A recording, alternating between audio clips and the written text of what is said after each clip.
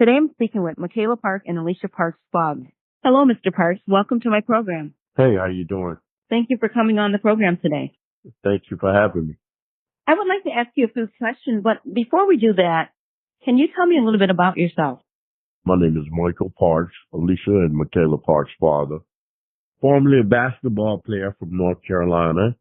And then I got into tennis, of course, because my daughters got into it.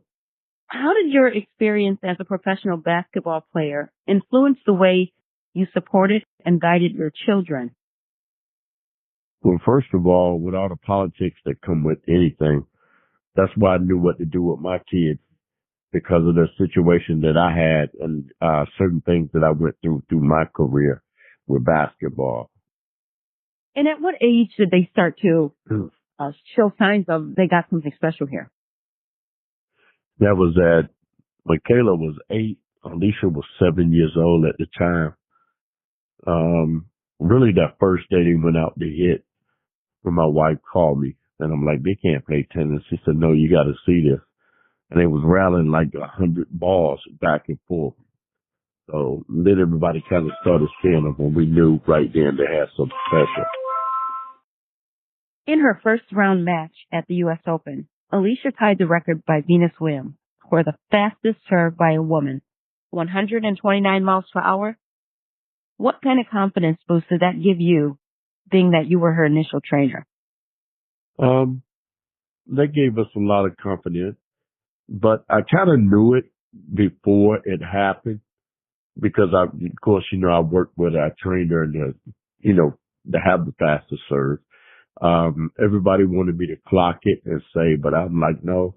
So I always said, let the USTA or the US Open clock it. So then when we got there and then she tied the record of the fastest of all time, one of my friends screenshot it and then he sent it to me. I didn't even realize it at first, but, it boosted a lot of confidence. Of course, we already kind of knew it a couple of years before because, I can look at the serve and tell it was the hardest serve out on the tour.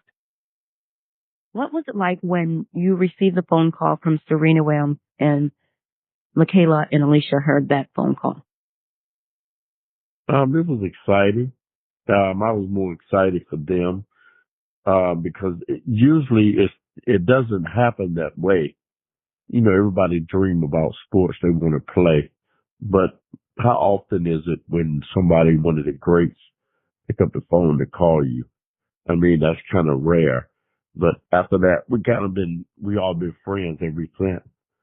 So, but it was amazing times. They were very excited. I knew coming from Carolina what talent was. I knew they was good no matter what they played. It was in their blood. But the biggest thing I was waiting on them to find out what they wanted to do. That's the important thing. So that was when I saw them playing tennis for the first time. I knew that was it because they was playing other sports and the other kids, they were kind of bored because the other kids maybe couldn't hit a ball or whatever. But with tennis, it was like individual. So they could stay out there and hit as long as they wanted. So I knew it from day one. How's Alycia doing right now at the Australian Open? She lost the other day to Coco, but she done real well in a Grand Slam. The first Grand Slam main draw of Australia. She went to the third round, so she done excellent. Can you share any special memories or proud moments you've experienced watching your children excel in the world of tennis? Basically now walking into the stadiums, because we went through a whole lot with loss. Of course, along the way, we lost a lot of family members, while we was out here playing this game. So, but now the memories when we walk into the stadium, all the hard work paid off. And we're so excited about that. Put God first and anything can happen. What's next for Alycia? She'll play another tournament over in Australia or somewhere over in the UK. I'm sorry, not the UK, but in Europe, to get ready for, I think they got like 3 or 4 more tournaments over there before they come back for India, Wales, and the Miami Open. over here to, the swing over here. But she'll probably stay over there for the next month. What advice would you give to other parents aspiring to support their children in sports? Well, first of all, let them find the sport they want to do, put them in everything. Let them, the way I was raised, you had to go outside, you had to get out and play, as long as it wasn't too hot. So I say let the kids go outside, play, and they'll gravitate to what they really like to play.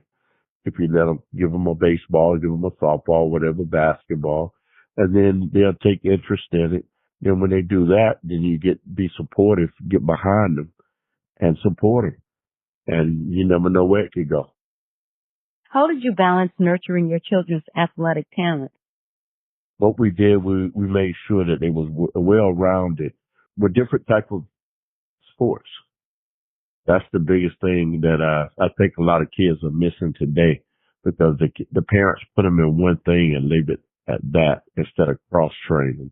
We did a lot of cross training, but the cross training came natural because we did everyday family type fun, I guess you would say. That's what we started off with, just having fun with everything that we did. Anything else that you can tell us in regards to what your journey has been like raising tennis stars? It was kind of interesting. We kind of winged it, played it by ear, done a lot of praying, and we just put the blinders on and trained, prayed, and done everything we needed to do, and it came out in our favor. So, hard work pays off. Can you tell me a little bit more about yourself? What are you doing? What's next for you? Well, I work with Alycia behind the scenes now, mostly cut down on the traveling, but because I'm opening up, we got the tennis academy here with my other daughter, Prime One Tennis. Then we also have a TV network, TBH Network, that we are running now with Denise Williams and the singer. So we got a lot of big stuff going on. Movies coming out and working on movies. When can we expect to see that? Well, we're in the beginning stage now. It's out in Hollywood. So we got a producer, director, and everybody putting that together as we speak. So hopefully by next year, the end of the year or next year. Excellent. Thank you, Mr. Parks, for your interview. Thank you.